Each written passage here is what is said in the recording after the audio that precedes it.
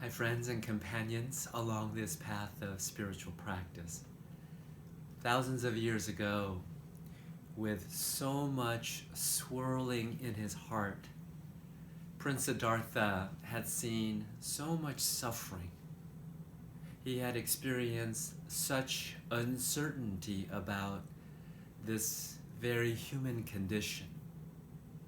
But with so much swirling in his heart, he washed in the Niranjana river.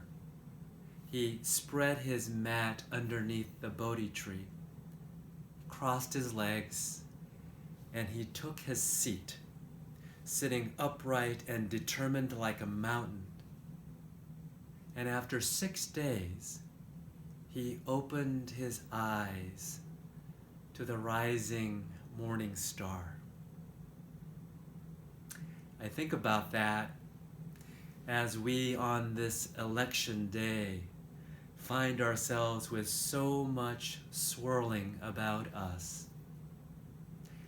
And like Siddhartha, we too find our seat, and we sit determined and upright in the midst of all this uncertainty. This meditation holds at its core this practice of being open, of receiving and greeting all that comes without judgment.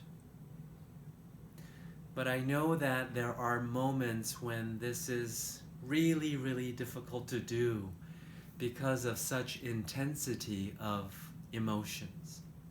When strong emotions are present with us, this is at times not possible nor desirable for us to do in meditation practice. It may be trauma, and as we sit with strong, intense emotions, trauma is re-triggered. It may be that we have high levels of stress, or it may be chronic anxiety or depression, and then that feedback loop with our practice catches us in that moment of emotional overwhelm. And when human beings are caught in emotional overwhelm, you and I are familiar with one of the dangers, which is to disassociate, to just blank out, to check out, to sort of leave our bodies.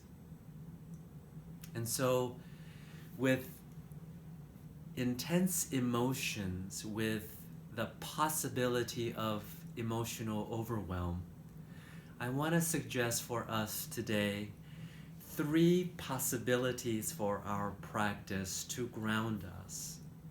One is to find a neutral place in our body. The second is to actually focus on an external focus for our meditation. And then the third one is a little bit more challenging, but it's really worthwhile, and it's called pendulation. The first is about finding a neutral spot in our body. When you think about where emotions register physically, I think about the belly, I think about the chest, I think about our throats, and I think about our face. These are the hot spots in our bodies. And when we go to those hot spots, the intensity of the emotions connected with those places in our body can overwhelm our meditation practice. So the other way of thinking about it is, if those are the hot spots on our bodies, there are other places in our bodies that are more neutral, that are more cool. I think about our hands. I think about our feet. Our feet are wonderful focus points for our meditation. So on this Election Tuesday, I invite you to consider focusing on your feet. We can begin with our breathing, but our breathing is very close to our chest areas, and then we can quickly get caught up with the anxiety that is in this hot spot called our chest cavity. So what if today we focus on our feet? Notice how our feet ground us, how they center us. Feel the strength, the resilience that comes from our feet, our ankles, our legs. The power that they have to ground us, but also to move us and to position us in places of strength.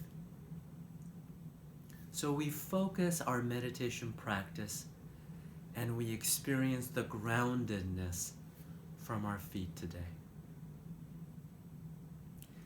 The second focus point might be not in our bodies, but it might be something external to our bodies because it's interesting or it's beautiful. It's compelling to us in some ways. I remember many moments focusing on the branches of trees as they're swaying in the wind. And I focus on the movement, the color, the shape. And I stay with each of those details so that the emotional overwhelm won't suck me in. But as we do with a meditation practice, we are not trying to deny the emotional pull. We're trying to accept it. And when it's too strong, we simply acknowledge that it's too strong, but then we come back to the branches of the tree swaying in the wind. And we try to stay with that external object as our focus until it helps us to recenter and to be grounded. The third focus is a little bit more challenging, but it offers something quite worthwhile for our practice. The third is about pendulation, like a pendulum going back and forth. So we might focus on our feet and feeling grounded. And then as we are able, we pendulate back to our bellies, to the butterflies that we might be experiencing there, to the election anxieties that our bellies or our chest is feeling. And we try to stay with our bellies until we sense that it becomes too much. And then we simply pendulate back to the groundedness that comes from focusing on our feet. In pendulation, what we're really trying to do is reaching for a greater integration, a greater wholeness. It's two parts of our bodies and getting them to talk to one another. Again, we are not trying to suppress or deny parts of our body that might be the storehouse for anxiety and worry. But you'll find that with pendulation, with time and repetition, those hot places in our bodies begin to find their own center, their own stability, and that we grow the sense of greater integrity and wholeness as that source of grounding and centeredness expands. And so, friends, finding a neutral spot in our body, finding a focus external to us, or pendulating between a source of strength to a place of anxiety, but moving back and forth and allowing them to talk to one another. This is something practical I'm encouraging us to do as we sit upright and reach for our integrity, our wholeness on this Election Tuesday. And so we continue with our practice.